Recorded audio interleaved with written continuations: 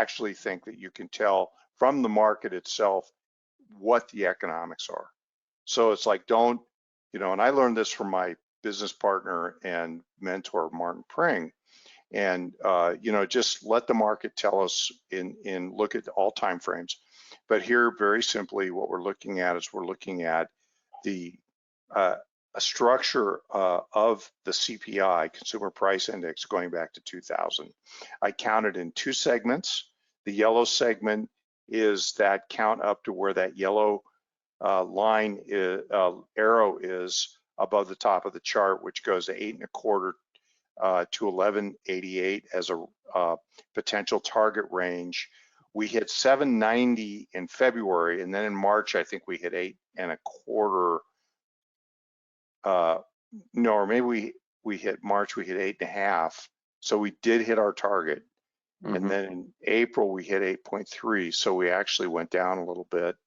And so I have been sort of making the case here with our people that we may actually start to see some backing off of the CPI data. And of course, there's nothing good about inflation above 2%, nothing good about it. So we have a job to do as investors to grow our capital above the rate of this inflation, to grow our net worth and be able to maintain our lifestyles and our purchasing power. That's our job here. That's what we got to do. That's what we need to use Wyckoff for. And so I want to really emphasize that, and this is hard, that we're in a tough environment right now. And so I am looking, Ramon, I'm just going to make this one comment and then we'll move on. But I think we just watch the crude oil prices, we watch gasoline prices, because those are the primary inputs into CPI. Very important. They're not the only ones, obviously.